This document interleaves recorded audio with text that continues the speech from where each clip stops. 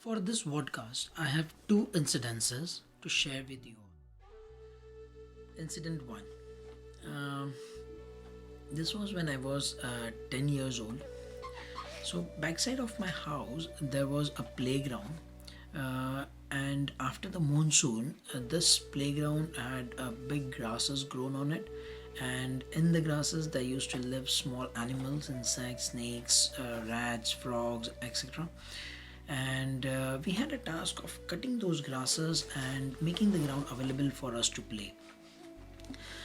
So one day I went there to see how these people cut the grass, and to my surprise or to my distress, I felt very bad looking at that event. I went there and I saw that a few of the boys were cutting those grasses, as well as they had a rod in their hand, and they used to kill all the animals they encountered, and it was very painful for me. And then one thing was very badly stuck on my head, was that that guy killed the snake, and he was just waving the dead body of the snake in front of the whole crowd. And I was feeling very bad for that animal, because of no fault of his, he was killed. So I requested them that let us not kill those animals and release it wherever we can by rescuing them. So I told them, let me try and take that snake, and I'll keep it in a safe place where he can live. So I went inside the bush. I was able to see the snake which was cornered by that guy. So I just hold that snake with softly in my hand, and I took out of that bush, and I went to release the snake in the safe place. So I went to my house, showed it to my parents, and my father told me that this is the place where you can, release it safely. And that was a very satisfactory thing when I was releasing the snake, because I was feeling the freedom of that snake, because it was about to get killed, and I felt some kind of happiness. And I was touched with that particular incident. And everyone around me, the crowd was watching me, and they were also happy. And then since then, whenever they found any snake or any animal, they used to call me, and I used to rescue those animals. So now I'll talk about incident 2. This was in 2009, when we organized a national level campaign for saving electricity. I come from Mumbai city of India, and Mumbai is one of the polluted cities of India, and there are a lot of densely, it is like a densely populated also. So due to this, there's a lot of deforestation happening, and the demand for the natural resources growing day by day.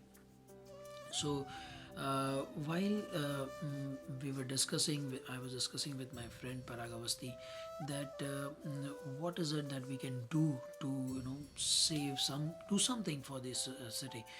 So we came to know that manufacturing, or we can say producing 1 kilowatt of electricity, it consumes approximately 3 liters of water. This is what we came to know during the time when we were just discussing. So we thought that what we can do to implement all those things. So me and my friend had a discussion about it, and then he had same thoughts. So we so he told that there is one of the person, very noble person in Chennai, Mr. MB Nirmal, who had this NGO called Exnora International, and he does a lot of activities to save environment. And he has a lot of experience, because he's around 68, and he is doing a lot of work for these kind of green activities. And So we just studied his way of working and thought of giving a call and meeting him. So we went to Chennai, met him, stayed with him for 2 days, and learned what he is doing in Chennai and how he's influencing the people and the government to implement those things which helps to save the planet or save the city in terms of natural resources. So we learned one of the campaigns which was 99999, that is called 9 minutes lights out campaign. This was in 2009, and it's called 99999 because it was the ninth year of the millennium, ninth month of the year, ninth day of the month, ninth hour of the day, and ninth minute of the hour. So it was just like the five nines, 99999 campaign, and we brought this concept in Mumbai, and I became the general secretary of Exnora Mumbai, and my friend became the president of Exnora Mumbai, and then we thought of going to various colleges, meeting them. So we were successful in collaborating with the mayor of Mumbai at that time. Dr. Shubha Raul was there in 2009. She supported us with her letter, and she also participated in our campaign. We incorporated around 10 to 12 colleges, and there were around 1100 students. So we spread the awareness for 2 months. We were covered in a few of the local news channels, and we were able to do 50 road shows all over Mumbai. And to our surprise, we got a data from Reliance Energy on 10th of September that we had saved around 15 megawatts of electricity across Mumbai in that 9 minutes. The per day load of in peak hours for Mumbai was approximately 2,500 megawatts for the entire city. And just with that 9 minutes of switching off the lights, unwanted lights, and the voluntarily participation of the people around Mumbai, and we saved around 15 megawatts.